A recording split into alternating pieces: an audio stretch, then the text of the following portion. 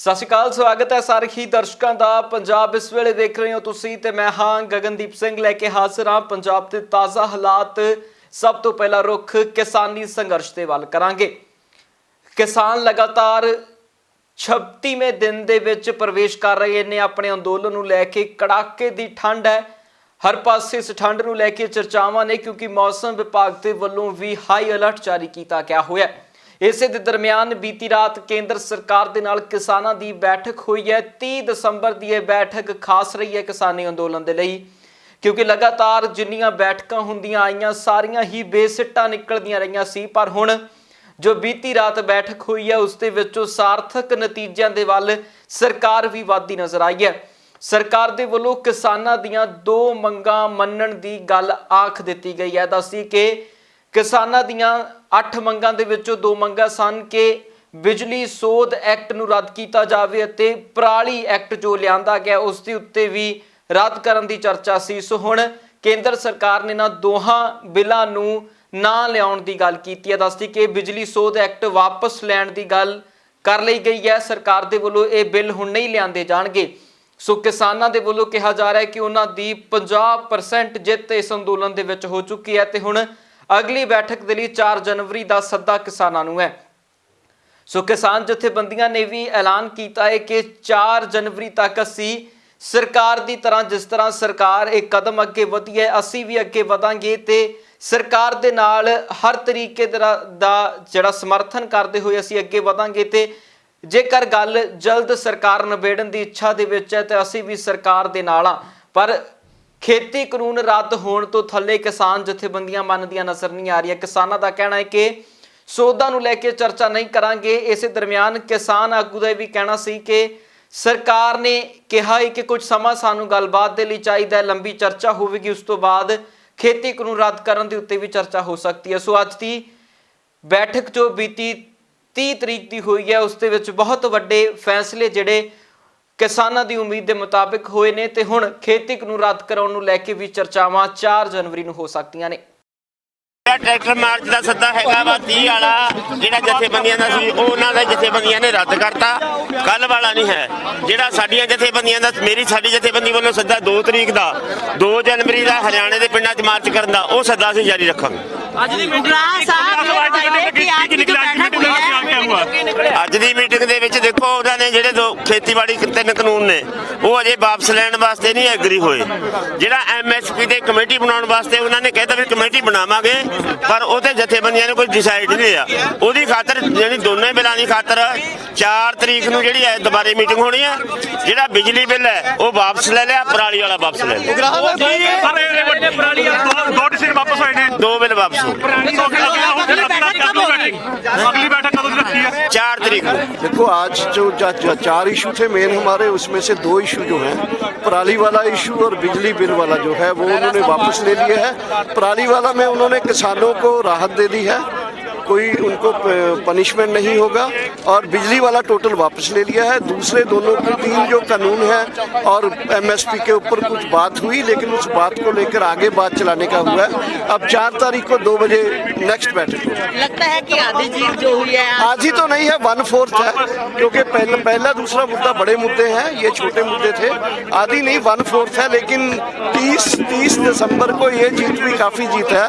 आगे नया साल आएगा, हो सकता है नए साल में और बड़ी जीत हो। नहीं वो आम मुद्दा था, असल बात तो बाकी है। बात टूटा नहीं, यही बात है, बात टूटा नहीं।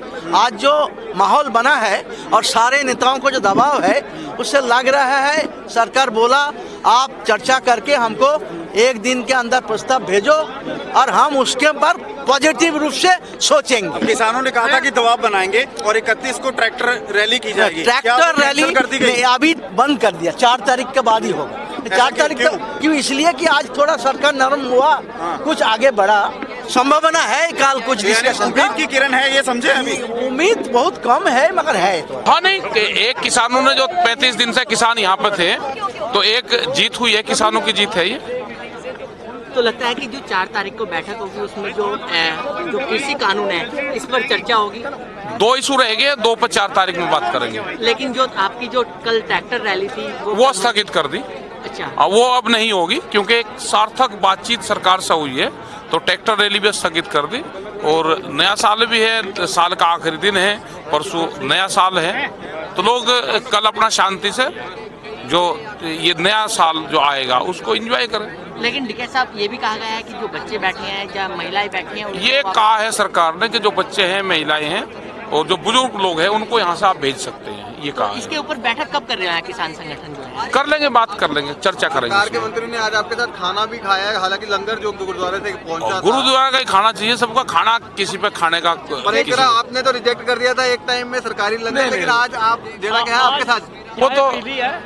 वो तो सब हैं, उन्होंने वो जी। सुनिए ना, आप ट्वीट कर रहे सकारात्मक माहौल वाला, तो माहौल तो सकारात्मक ही है ना। नहीं, सकारात्मक ही है ना भाई। दो बात उन्होंने मान ली, दो नहीं माननी, उस पर बातचीत होगी। नहीं, कुछ नहीं बनी है जी। केवल 10% बात मानी गई है, 90% अभी बकाया है जी। और जब तक सारी नहीं मानी जाएगी तब तक हम अपना आंदोलन वापस नहीं लेंगे। 4 तारीख को उसके लिए दोबारा से मीटिंग रखी गई है।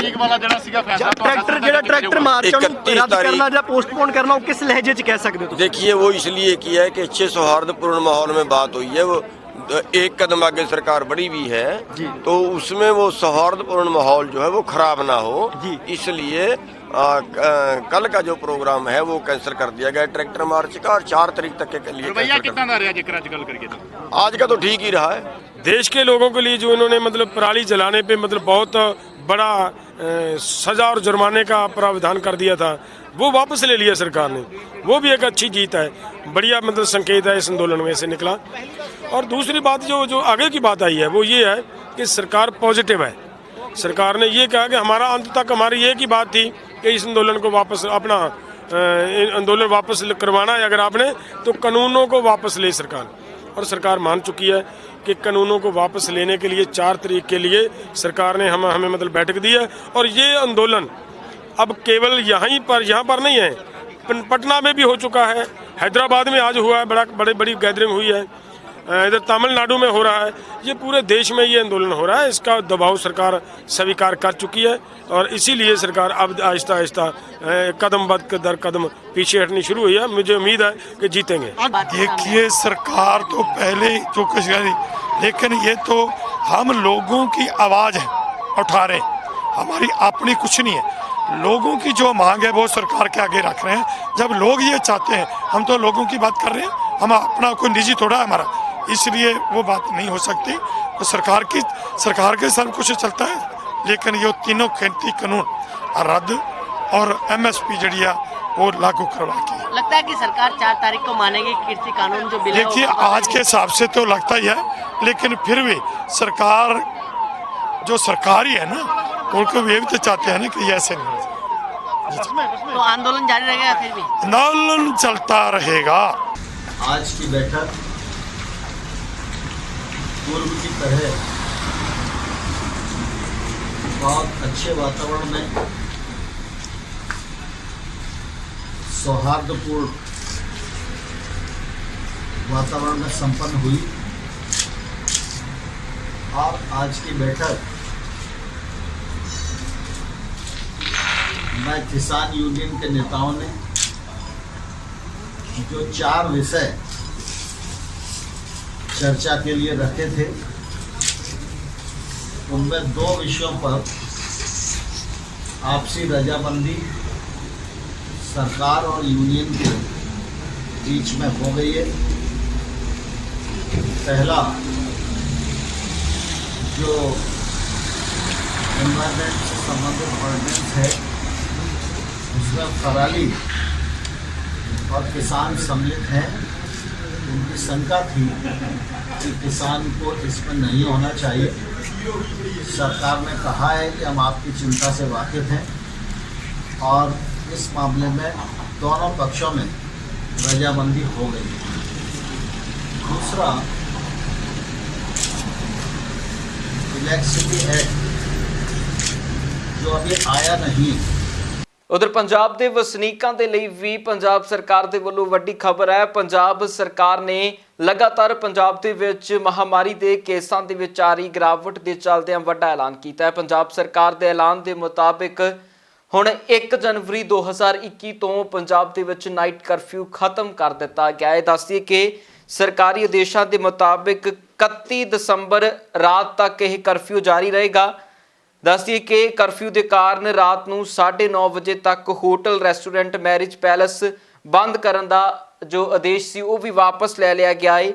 ਹੁਣ 1 ਜਨਵਰੀ 2021 ਤੋਂ ਪੰਜਾਬ ਦੇ ਵਿੱਚੋਂ ਨਾਈਟ ਕਰਫਿਊ ਬੰਦ ਕਰਨ ਦੇ ਆਦੇਸ਼ ਜਿਹੜੇ ਸਰਕਾਰ ਦੇ ਵੱਲੋਂ ਦੇ ਦਿੱਤੇ ਗਏ ਨੇ। ਦੱਸ ਦਈਏ ਕਿ ਸਰਕਾਰ ਦੇ ਵੱਲੋਂ ਪਹਿਲਾ ਆਦੇਸ਼ ਸਨ ਕਿ ਵਿਆਹ ਸਮਾਰੋਹ ਅਤੇ ਸੋਸ਼ਲ ਗੈਦਰਿੰਗ ਦੇ ਵਿੱਚ 100 ਅਤੇ ਆਊਟਡੋਰ ਦੇ ਵਿੱਚ 250 ਲੋਕਾਂ ਦੀ ਇਜਾਜ਼ਤ ਸੀ, ਪਰ 1 ਜਨਵਰੀ ਤੋਂ ਇਨਡੋਰ ਦੇ ਲਈ 200 ਅਤੇ ਆਊਟਡੋਰ ਦੇ ਲਈ 500 ਲੋਕਾਂ ਦਾ ਇਕੱਠ ਕੀਤਾ ਜਾ ਸਕਦਾ ਹੈ। ਸਰਕਾਰ ਨੇ ਇਹ ਵੀ ਕਿਹਾ ਹੈ ਕਿ ਜ਼ਿਲ੍ਹਿਆਂ ਦੇ ਵਿੱਚ ਵਿਵਸਥਾ ਨੂੰ ਸਖਤੀ ਨਾਲ ਲਾਗੂ ਕਰੇ ਪ੍ਰਸ਼ਾਸਨ ਅਤੇ ਉਚਿਤ ਵਿਵਸਥਾ ਵੀ ਕਰੇ।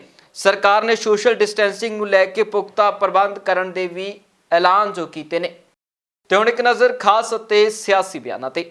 ਬਈ ਮੈਂ ਇਸ ਗੱਲ ਦੀ ਖੁਸ਼ੀ ਮਹਿਸੂਸ ਕਰਦਾ ਹਾਂ ਕਿ ਸਾਡੇ ਕਿਸਾਨ ਆਪਣੇ ਆਪ ਨੂੰ ਥੋੜਾ ਸੰਤੁਸ਼ਟ ਮਹਿਸੂਸ ਕਰ ਰਹੇ ਹੈ ਔਰ ਕੇਂਦਰ ਸਰਕਾਰ ਕੋਲੋਂ ਇਸ ਗੱਲ ਦੀ ਅਸੀਂ ਮੰਗ ਕਰਦੇ ਹਾਂ ਕਿ 4 ਤਰੀਕ ਨੂੰ ਹੋਣ ਵਾਲੀ ਮੀਟਿੰਗ ਦੇ ਵਿੱਚ ਕਿਸਾਨਾਂ ਦੀ ਉਮੀਦ ਅਨੁਸਾਰ ਇਹ ਤਿੰਨੇ ਕਾਲੇ ਕਾਨੂੰਨ ਵਾਪਸ ਲਵੋ, MSP ਦੀ ਗਰੰਟੀ ਦੇ ਦਿਓ ਔਰ ਇਹਨੂੰ ਹੋਰ ਅੰਦੋਲਨ ਹੋਰ ਨਾ ਅੱਗੇ ਜਾਵੇ, ਇਹ ਮੌਤਾਂ ਹੋਰ ਨਾ ਹੋਣ, ਇਹ ਜਾਨਾਂ ਹੋਰ ਨਾ ਜਾਣ।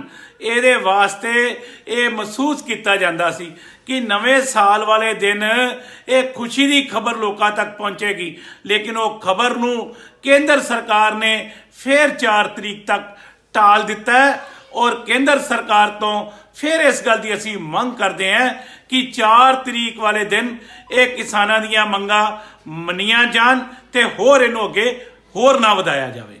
ਉਧਰ ਰੁਖ ਬਿਹਾਰ ਦੇ ਵੱਲ ਵੀ ਕਰਾਂਗੇ। ਬਿਹਾਰ ਦੇ ਵਿੱਚ ਬੀਤੇ ਦਿਨੀਆਂ ਹੋਈਆਂ ਚੋਣਾਂ ਤੋਂ ਬਾਅਦ ਭਾਜਪਾ ਦੀ ਗੱਠਜੋੜ ਦੀ ਸਰਕਾਰ ਬਣਦੀ ਨਜ਼ਰ ਆ ਰਹੀ ਸੀ, ਪਰ ਹੁਣ ਇਸ ਸਰਕਾਰ ਦੇ ਉੱਤੇ ਵੀ ਸਮੱਸਿਆਵਾਂ ਖੜੀਆਂ ਹੋ ਚੁੱਕੀਆਂ ਨੇ ਕਿਉਂਕਿ JDU ਦੇ 17 ਵਿਧਾਇਕ ਤੇਜਸਵੀ ਦੇ ਨਾਲ ਮਿਲ ਕੇ ਸਰਕਾਰ ਬਣਾਉਣ ਦੇ ਲਈ ਤਿਆਰ ਨੇ। ਇਸ ਗੱਲ ਦਾ ਦਾਅਵਾ ਜਿਹੜਾ ਕੀਤਾ ਜਾ ਰਿਹਾ ਹੈ JDU ਦੇ ਵੱਲੋਂ, ਉਹਨਾਂ ਦਾ ਕਹਿਣਾ ਹੈ ਕਿ 17 ਵਿਧਾਇਕ ਉਹਨਾਂ ਦੇ ਤਾਲਮੇਲ ਦੇ ਵਿੱਚ ਨੇ ਜੋ ਲਗਾਤਾਰ ਉਹਨਾਂ ਨੂੰ ਸੰਪਰਕ ਕਰ ਰਹੇ ਨੇ ਤੇ ਜਲਦ ਜਿਹੜੀ ਸਰਕਾਰ ਉਹਨਾਂ ਦੇ ਵੱਲੋਂ ਬਣਾਈ ਜਾ ਸਕਦੀ ਹੈ।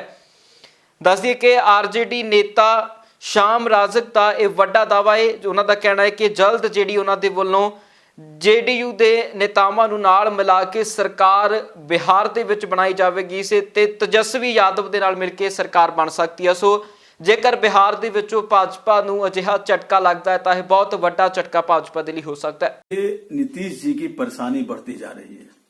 जिस तरह भारतीय जनता पार्टी अपने आप को हावी हो रही है, उसका जीता जागता उदाहरण है कि अरुणाचल प्रदेश में जनता दल यू के 6 MLA को उन्होंने निगल लिया भारतीय जनता पार्टी ने। और जिस तरह से बिहार में भी भारतीय जनता पार्टी जिस तरह से फैसले ले रही है और जिस तरह से अंकुश लगाने का काम कर रही है, जो मुख्यमंत्री के दायित्व होते हैं उसका भी हावी होकर करके भारतीय जनता पार्टी उस तरह के फैसलों का घोषणा कर रही है। ये अपने आप में जनता दल यू के जो MLA हैं वो सब परेशान हैं और कुछ हारे भी बीजेपी के कारण, तो ये सारे चीज आ रहे हैं। और यही कारण है कि MLA अब चाहते हैं कि भारतीय जनता पार्टी के हम हावी नहीं होने दें और वो लगातार वो इस तरह की जो धर्मनिरपेक्ष पार्टियां हैं उससे साथ जाना चाहते हैं। समाजवादी आंदोलन के या समाजवादी विचारधारा से जुड़े हुए उनके साथ जाना चाहते हैं। उधर बीते दिन भाजपा का एक वफद पंजाब के राजपाल VP ਸਿੰਘ ਵਿਦਨੌਰ ਨੂੰ ਮਿਲਣ ਦੇ ਲਈ ਪਹੁੰਚਿਆ, ਜਿੱਥੇ ਉਹਨਾਂ ਅਪੀਲ ਕੀਤੀ ਹੈ ਕਿ ਪੰਜਾਬ ਸਰਕਾਰ ਉਹਨਾਂ ਦੇ ਖਿਲਾਫ ਚੱਲ ਰਹੀ ਹੈ ਤੇ ਨਾਲ ਹੀ ਉਹਨਾਂ ਨੇ ਗੰਭੀਰ ਇਲਜ਼ਾਮ ਪੰਜਾਬ ਪੁਲਿਸ ਦੇ ਮੁਖੀ ਦੇ ਉੱਤੇ ਵੀ ਲਾਏ ਨੇ। ਦੱਸਦੀ ਹੈ ਕਿ VP ਸਿੰਘ ਵਿਦਨੌਰ ਨੂੰ ਦਿੱਤੀ ਗਈ ਅਰਜੀ ਦੇ ਵਿੱਚ ਉਹਨਾਂ ਜ਼ਿਕਰ ਕੀਤਾ ਹੈ ਕਿ ਮੌਜੂਦਾ ਹਾਲਾਤ ਪੰਜਾਬ ਦੀਆਂ ਨਗਰ ਨਿਗਮ ਚੋਣਾਂ ਦੇ ਲਈ ਸਹੀ ਨਹੀਂ ਨੇ। ਹੋਰ ਕੀ ਕੁਝ ਕਹਿਣਾ ਇਸ ਮੌਕੇ ਦੇ ਉੱਤੇ ਭਾਜਪਾ ਆਗੂ ਅਸ਼ਵਨੀ ਸ਼ਰਮਾ ਦਾ, ਸੁਣਦੇ ਹਾਂ। ਅੱਜ ਭਾਰਤੀ ਜਨਤਾ ਪਾਰਟੀ ਪੰਜਾਬ ਪ੍ਰਦੇਸ਼ ਦਾ ਪ੍ਰਤੀਨਿਧੀ ਮੰਡਲ ਮਹਾ ਮੁਹਿੰਮ राज्यपाल महोदय जी ਨੂੰ ਮਿਲ ਕੇ ਆਇਆ ਔਰ ਬੜੇ ਸਪਸ਼ਟ ਸ਼ਬਦਾਂ ਦੇ ਅੰਦਰ ਇਹ ਜਾਣਕਾਰੀ ਦੇ ਕੇ ਆਇਆ ਕਿ ਪੰਜਾਬ ਦੇ ਅੰਦਰ ਕਾਨੂੰਨ ਵਿਵਸਥਾ ਨਾਂ ਦੀ ਕੋਈ ਚੀਜ਼ ਨਹੀਂ ਹੈ ਔਰ ਵਰਤਮਾਨ ਜਿਹੜੇ DGP ਨੇ ਉਹ ਕਾਨੂੰਨ ਵਿਵਸਥਾ ਬਣਾਉਣ ਦੇ ਅੰਦਰ ਪੂਰੀ ਤਰ੍ਹਾਂ ਨਾਲ ਅਸਫਲ ਹੋਏ ਨੇ ਔਰ ਉਹ ਸક્ષਮ ਵੀ ਨਹੀਂ ਹੈ। ਇਹਨਾਂ ਹਾਲਾਤਾਂ ਦੇ ਅੰਦਰ ਨਗਰ ਨਿਗਮ ਨਗਰ ਪਾਲਿਕਾ ਦੇ ਜਿਹੜੇ ਚੁਣਾਵ ਹੈ ਉਹ ਨਿਸ਼ਪਕਸ਼ ਹੋਣ ਔਰ ਇੱਕ ਰਾਜਨੀਤਿਕ ਪਾਰਟੀ ਦੇ ਨਾਤੇ ਭਾਰਤੀ ਜਨਤਾ ਪਾਰਟੀ ਦੇ ਨੇਤਾ ਕਾਰਜਕਰਤਾ ਘਰ ਘਰ ਜਾ ਸਕਣ, ਪ੍ਰਚਾਰ ਕਰ ਸਕਣ, ਆਪਣੇ ਰੈਲੀਆਂ ਕਰ ਸਕਣ, ਆਪਣੇ ਜਲੂਸ ਕੱਢ ਸਕਣ ਔਰ ਆਪਣੇ ਵਿਚਾਰ ਨੂੰ ਲੋਕਾਂ ਤੱਕ ਲੈ ਕੇ ਜਾ ਸਕਣ। ਇਹ ਡੀਜੀਪੀ ਸਾਹਿਬ ਦੇ ਬਸ ਦੀ ਗੱਲ ਨਹੀਂ ਹੈਗੀ, ਕਿਉਂਕਿ ਉਹ ਕਾਂਗਰਸ ਦੇ ਹੱਥ ਦੀ ਕਠਪੁਤਲੀ ਬਣੇ ਨੇ ਔਰ ਕਿਸਾਨਾਂ ਦੇ ਨਾਂ ਦੇ ਉੱਤੇ ਜਿਹੜੇ ਸਾਡੇ ਸਾਥੀਆਂ ਨੂੰ ਰੋਕਿਆ ਜਾਂਦਾ ਹੈ, ਕਾਲੇ ਝੰਡੇ ਦਿਖਾਏ ਜਾਂਦੇ ਆ, ਕਾਰਜਕ੍ਰਮਾਂ ਨੂੰ ਖਰਾਬ ਕੀਤਾ ਜਾਂਦਾ ਹੈ। ਅਸਲ ਕਾਂਗਰਸ ਜਿਹੜੀ ਹੈ ਇਹ ਚਾਹੁੰਦੀ ਹੈ ਕਿ ਬੀਜੇਪੀ ਨੂੰ ਨਗਰ ਪਾਲਿਕਾ ਨਗਰ ਨਿਗਮ ਦੇ ਚੁਣਾਵਾਂ ਤੋਂ ਦੂਰ ਰੱਖਿਆ ਜਾਏ ਔਰ ਕਿ ਉਹ ਬੀਜੇਪੀ ਤੋਂ ਡਰ ਹੈ ਉਹਨਾਂ ਨੂੰ। ਇਸ ਲਈ ਐਸਾ ਵਾਤਾਵਰਣ ਪੰਜਾਬ 'ਚ ਬਣੇ ਕਿ ਨਿਸ਼ਪਕਸ਼ ਚੁਣਾਵ ਹੋਣ ਔਰ ਬੀਜੇਪੀ ਦੇ ਨੇਤਾਵਾਂ ਨੂੰ ਕਾਰਜਕਰਤਾਵਾਂ ਨੂੰ ਆਪਣੀ ਮੂਵਮੈਂਟ ਕਰਨ ਦਾ ਜਿਹੜਾ ਲੋਕਤੰਤਰ ਨੇ ਸਾਨੂੰ ਅਧਿਕਾਰ ਦਿੱਤਾ, ਅਸੀਂ ਕਿਸੇ ਦਾ ਅਧਿਕਾਰ ਨਹੀਂ ਚਾਹੁੰਦੇ। ਜਿਹੜਾ ਅਧਿਕਾਰ ਜਲੂਸ ਕੱਢਣ ਵਾਲਿਆਂ ਨੂੰ ਹੈ, ਧਰਨੇ ਲਗਾਉਣ ਵਾਲਿਆਂ ਨੂੰ, ਉਹੀ ਅਧਿਕਾਰ ਭਾਰਤੀ ਜਨਤਾ ਪਾਰਟੀ ਨੂੰ ਵੀ ਇਸ ਸੰਵਿਧਾਨ ਨੇ ਦਿੱਤਾ ਹੈ। ਉਹਦੀ ਜਿਹੜੀ ਹੈ ਰਾਜਪਾਲ ਆਪਣੇ ਅਧਿਕਾਰਾਂ ਦਾ ਇਸਤੇਮਾਲ ਕਰਨ ਔਰ ਐਸਾ ਵਾਤਾਵਰਣ ਪੈਦਾ ਕਰਨ ਕਿ ਜਿਹਦੇ ਅੰਦਰ ਖੁਸ਼ਮਾਨ ਮਾਹੌਲ ਦੇ ਅੰਦਰ ਇਹ ਚੁਣਾਵ ਸੰਪੰਨ ਹੋ ਸਕਣ। ਉਧਰ ਨਵੇਂ ਸਾਲ ਦੇ ਪ੍ਰਬੰਧਾਂ ਨੂੰ ਲੈ ਕੇ ਸਿਟੀ ਬਿਊਟੀਫੁਲ ਚੰਡੀਗੜ੍ਹ ਦੇ ਪ੍ਰਸ਼ਾਸਨ ਦੇ ਵੱਲੋਂ ਵੀ ਸਖਤੀ ਅਪਣਾਈ ਜਾ ਰਹੀ ਹੈ ਤੇ ਪ੍ਰਸ਼ਾਸਨ ਦਾ ਕਹਿਣਾ ਹੈ ਕਿ ਨਵੇਂ ਸਾਲ ਦੇ ਉੱਤੇ ਮਹਾਮਾਰੀ ਦੇ ਚੱਲਦਿਆਂ ਜੋ ਗਾਈਡਲਾਈਨਸ ਜਾਰੀ ਕੀਤੀਆਂ ਗਈਆਂ ਨੇ ਉਹਨਾਂ ਗਾਈਡਲਾਈਨਸ ਨੂੰ ਸਖਤੀ ਦੇ ਨਾਲ ਲਾਗੂ ਕੀਤਾ ਜਾਵੇਗਾ ਤੇ ਕਿਸੇ ਕਿਸਮ ਦੀ ਢਿੱਲ ਇਸ ਦੇ ਵਿੱਚ ਬਰਦਾਸ਼ਤ नहीं की जाएगी। डिस्ट्रिक्ट एडमिनिस्ट्रेशन ने पुख्ता इंतजाम किए। टोटल हमने अभी तकरीबन 1600 जो पुलिसमैन है टोटल ड्यूटी पे डिप्लॉय किए। उसके अलावा हमने 91 नाका एंड आउटर इनर नाका साथ में हमने स्पेशल स्क्वाड लगाई है। पिक एंड ड्रॉप वाली जो फैसिलिटी उसको हमने एज इट इज कंटिन्यू रखा है और उसके अलावा हमने जो स्पेशल चेकिंग ड्राइव भी चलाई है, खास करके जो वल्नरेबल एरिया जो कोई वेपन वगैरह कैरी ना करे या और उसके अलावा हमने जो पेट्रोलिंग पार्टी हमारी बीट पेट्रोलिंग पार्टी है उनको भी हमने कंटिन्यू किया है ताकि कोई खुले में या शराब मतलब गाड़ियों में जैसे देखा जाता है आमतौर शराब ना पी, इस तरह की चीज़ों को रोके। ईव टीचिंग को रोकने के लिए हमने इस तरह के खास इंतजाम किए। सर होटल्स पब रेस्टोरेंट के ऑनर से भी बातचीत हुई है क्योंकि खासकर वहीं पर ज़्यादातर लड़ाई झगड़ा होता है या वेपन या जो बाहर के बैड आंसर्स हैं उनके लिए खास क्या इंतजाम दिए? डेफिनेटली हमने उन सभी को हिदायत दी है, कोई भी वेपन लेके एंट्री नहीं कर सकता। इवन चंडीगढ़ में भी मतलब स्पेशल ऑर्डर किए गए, कोई भी वेपन कैरी नहीं कर सकता पर्टिकुलर डे में। और उसके अलावा हमने उनको कोविड-19 की जो पालना है उनको भी मतलब हिदायत दी है कि उनकी पालना हो और उनकी जो कैपेसिटी है जो डिस्ट्रिक्ट एडमिनिस्ट्रेशन ने डिसाइड किया है उसकी कैपेसिटी को वो जो फॉलो करें। ये भी उधर अमृतसर ਦੇ ਵਿੱਚ ਭਾਜਪਾ ਆਗੂਆਂ ਦੇ ਵੱਲੋਂ ਰਵਨੀਤ ਬਿੱਟੂ ਦਾ ਪੁਤਲਾ ਫੂਕ ਕੇ ਪ੍ਰਦਰਸ਼ਨ ਕੀਤਾ ਗਿਆ। ਦੱਸਦੀ ਕਿ ਬੀਤੇ ਦਿਨਾਂ ਰਵਨੀਤ ਬਿੱਟੂ ਦੇ ਇੱਕ ਬਿਆਨ ਨੂੰ ਲੈ ਕੇ ਭਾਜਪਾ ਕਾਫੀ ਗੰਭੀਰ ਰੂਪ ਦੇ ਨਾਲ ਰਵਨੀਤ ਬਿੱਟੂ ਤੋਂ ਤਲਖੀ ਬਣਾ ਰਹੀ ਸੀ, ਜਿਸ ਦੇ ਚੱਲਦੇ ਉਹਨਾਂ ਐਲਾਨ ਕੀਤਾ ਸੀ ਕਿ ਉਹ ਪੂਰੇ ਪੰਜਾਬ ਦੇ ਵਿੱਚ ਰਵਨੀਤ ਬਿੱਟੂ ਦੇ ਪੁਤਲੇ ਫੂਕਣਗੇ। ਜਨਤਾ ਪਾਰਟੀ ਪੰਜਾਬ ਪ੍ਰਦੇਸ਼ ਅੱਜ ਭਾਰਤੀ ਜਨਤਾ ਯੁਵਾ ਅੰਮ੍ਰਿਤਸਰ ਵੱਲੋਂ सांसद रवनीत बिट्टू का जोड़ा है पुतला दहन किया गया है। पिछले कुछ समय उत्तों रवनीत बिट्टू जोड़े ने वो भैड़ी शब्दावली का प्रयोग कर रहे हैं, अरनगल बयान दे रहे हैं, राजनीतिक मर्यादा का हनन कर रहे हैं। रवनीत बिट्टू नूं अपने इस बयानों से शर्म आनी चाहिए। देखो जी जो बिलों की गल है, साढ़े जोड़े मानयोग प्रधानमंत्री मोदी जी ने वो हमेशा किसानों बारे ही सोचते हैं। 6 साल तो किसानों बारे सोच रहे हैं। पिछले दिन उन्होंने 18,000 करोड़ रुपया किसानों के अकाउंट में पाया है। नाल दे नाल अरबां रुपए उन्होंने जोड़े बंद किए ने जोड़े उन्होंने उधार सीगे ते नाल 7 मंगां किसानों ने कही सीगियां कि 7 मंगां साडी मन्नियां जाण, जिहदे विच MSP की गल होवे, चाहे गल होवे मंडीकरण खत्म करन दी, चाहे मंडीकरण रखन दी, चाहे गल होवे MSP की सारी मंगां पूरी कीतियां ने। चाहे SDM कोर्ट और सिविल कोर्ट जाने की गल होवे, चाहे फार्मर कोर्ट अलग बनाने की गल होवे, साडी सरकार ने सारी मंगां पूरी कीतियां ने। सो ये प्रोटेस्ट का मतलब नहीं बनता। पंजाब इस वेले दे विच फिलहाल दे लिए नहीं, फिर मुड़ हासिल हुन्ने आ नवीं ते ताज़ा अपडेट्स दे नाल। तद तक लिए मैनूं दिओ इजाजत। बहुत बहुत धन्नवाद।